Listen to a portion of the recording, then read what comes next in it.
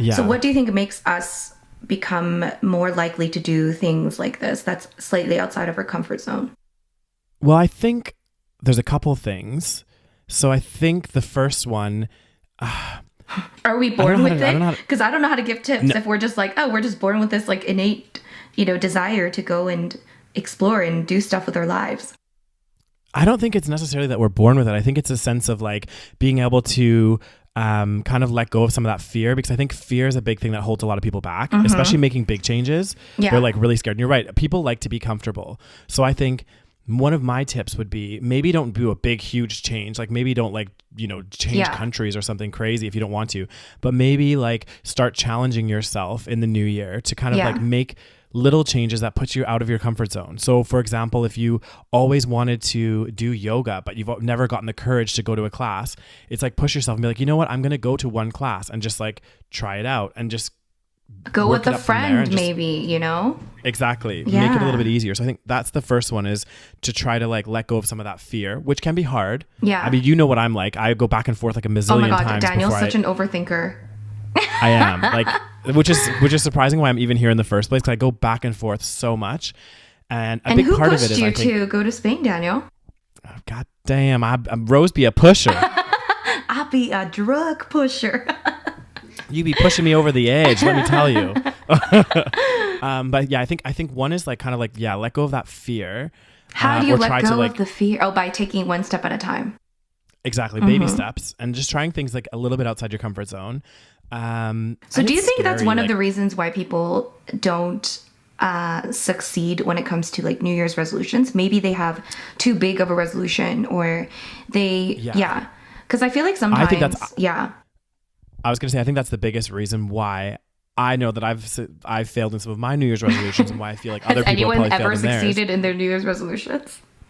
I think that there's definitely like some people have succeeded for sure. I can't even remember. I don't even really make New Year's resolutions anymore. What's your New Year's resolution, Dan?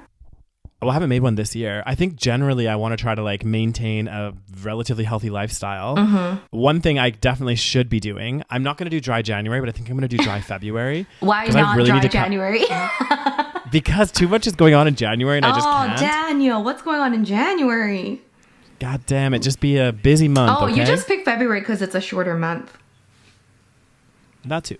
But also I'm in Barcelona in January, so it's like, how am I not going to drink? Well, how many Barcelona? days? Until what day? Until January 4th. Why don't you start January 5th until February 5th? Dry January.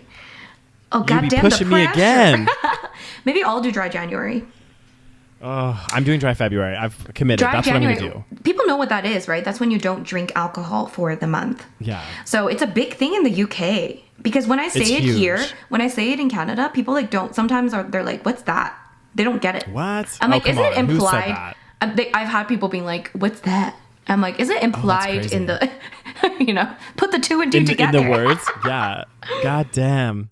Well, and in the UK, it's funny because I feel like, because I tried to do dry January in the UK, and I found it so much easier in Canada to do dry January. Really? Like, I found it the opposite. What? Okay, the reason why, and this is like, this is my thought process. So in London, I did dry January twice. So I did it the two Januaries that I was actually in London. So, but the reason why it was easy in London, because it's like a big city. So there's like a lot to do, not just drinking. Yes, there's a lot of drinking and people in the UK like to drink a lot. But there's also lots of museums and galleries. There's lots of events. And there's lots of things that you could do aside from drinking, like walking around, being a tourist. True. And I did find that a lot of people did dry January too. So that helped a lot. Whereas here in Canada, in Calgary, we be living in a hick town. Okay? There'd be nothing to do other than to drink. Okay. Oh God, you're scaring me, Rose, for when I come back. My goodness.